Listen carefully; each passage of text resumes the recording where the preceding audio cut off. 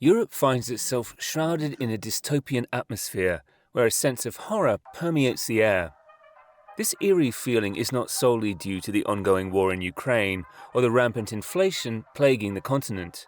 No, this time it is the spectre of the Chinese connection that is raising grave concerns and deepening divisions among European nations. It has become a battle between those who advocate for a close alliance, almost a bromance, with Beijing, and those who assert the need to sever ties and bid farewell to this entanglement. The stage is set for a dramatic showdown between the allure of maintaining robust economic relations and the call to take a tough stance, even if it means staring President Xi in the eyes with unwavering resolve. And it's not just the usual suspects of Western versus Central Europe that are at odds. Oh no. Even within Western European countries, there are deep divisions that threaten to tear apart the fabric of the EU. It's like watching a game of Jenga, where each block represents a country, and one wrong move could bring the whole tower crashing down. The situation is enough to make even the most stoic EU bureaucrats break out into a cold sweat. In this video, we'll explore the recent divisions within the EU regarding their approach towards Beijing.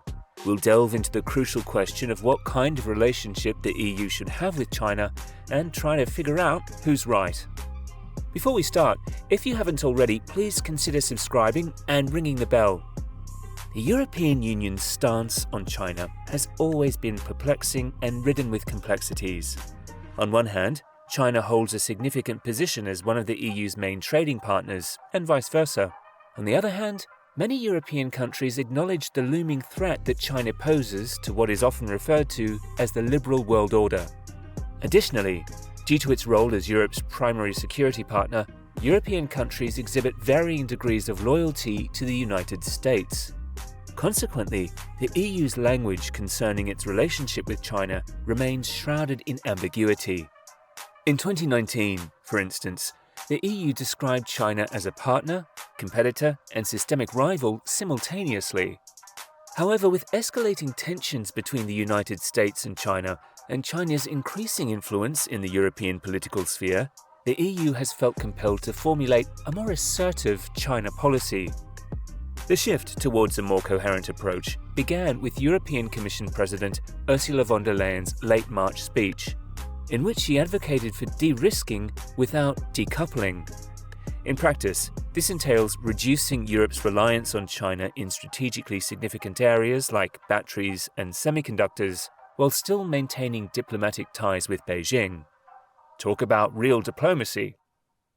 This policy aims to be more assertive than the EU's existing approach, which involves unconditional trade with China, yet less severe than the United States policy, which essentially calls for severing all trade ties with China. A week after von der Leyen's announcement of this new de-risking policy, tensions rose in EU-China relations. During a visit to Beijing, French President Macron half endorsed von der Leyen's policy, but also made some controversial comments regarding Europe's involvement in Taiwan. Macron sparked anger by saying Europe should not be a vassal in the US-China clash, and these comments sparked controversy in both the US and Central Europe. The Polish Prime Minister strongly pushed back against Macron's call for European strategic autonomy and insisted that the alliance with the United States is the foundation of their security.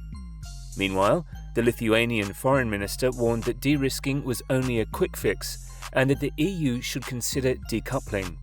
But that's not all.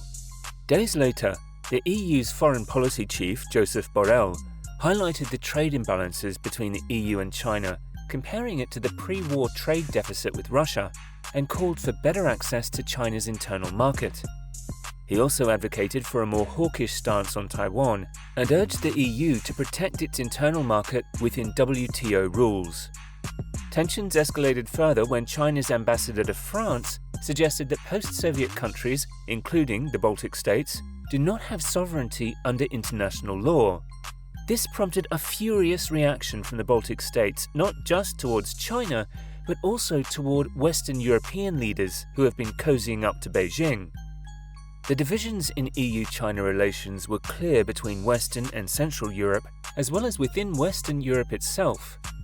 German Chancellor Olaf Scholz's desire to reactivate the EU-China Comprehensive Agreement on Investment, which was rejected by the European Parliament in May 2021, was met with opposition from other European leaders. Even within the German government, there were deep divisions on the issue. While Scholz's SPD favoured closer relations with China, the Greens publicly argued that it would make Germany dependent on China, similar to its dependence on Russia. Overall, EU-China relations remain complicated and divisive, with various factions within the EU advocating for different approaches to handling their relationship with China. But what sort of relationship should the EU have with China? Let's look into arguments for having good ties with Beijing. On one side, some argue that Europe simply can't afford to decouple from China.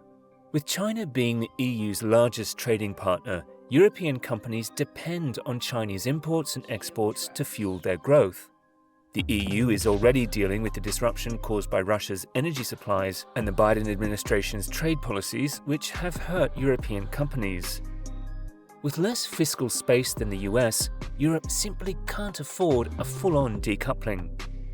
And let's be realistic, with the global economy in a freefall, immediately cutting off China would not be viable for many European giants. On the other side, some argue that Europe needs to cooperate with China to solve the world's most pressing issues, especially climate change, terrorism, and pandemics. Both Joseph Borrell and von der Leyen have made this argument, stating that China is too big to ignore in today's globalized world. Additionally, with America becoming increasingly isolationist in its foreign policy, relying blindly on the US for security is a risky strategy for Europe. This is especially at the backdrop of the war in Ukraine, where we get a lesson that you are on your own. A Republican victory in 2024 could accelerate this trend, making it even more necessary for Europe to establish a more independent relationship with China. On the other hand, there are compelling arguments for the EU to distance itself from China. The first and most significant argument is that the EU cannot afford to be dependent on unfriendly countries, especially, again, in light of the war in Ukraine and Putin's use of energy supplies as a weapon. See, the Nord Stream 2 pipeline was a trap by Putin to wage an energy war against Europe. While it may be costly to decouple from China, it could be a valuable opportunity to bring high-value manufacturing jobs back to the EU. Another argument is that cooperation with China is naive and unrealistic. Despite the Biden administration's efforts to collaborate with China on climate change, Beijing has used climate policy to push the US to downplay its human rights concerns. It is unlikely that the EU would fare any better in its efforts to cooperate with China. Lastly, the EU needs to take a firm stance in support of Taiwan. A conflict over Taiwan would have devastating consequences for the entire world, and the EU must do everything in its power to deter Beijing by distancing itself and showing its readiness to isolate China in the event of a conflict. In summary, while there are compelling reasons for the EU to maintain a close relationship with China, there are also convincing arguments for the EU to distance itself from China and seek to reduce its dependence on the country. The issue is complex and multifaceted, and any decision will require careful consideration of the potential costs and benefits.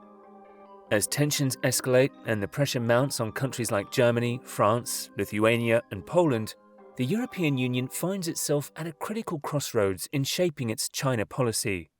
The situation is undeniably tense, with each nation grappling with its concerns and priorities.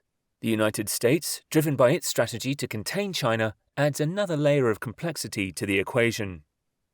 In this ever-evolving geopolitical landscape where interests intertwine and endure, it becomes crucial for the EU to strike a delicate balance.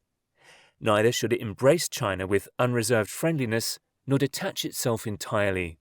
The interests and opinions of the people must take centre stage in formulating a comprehensive and sustainable EU-China policy.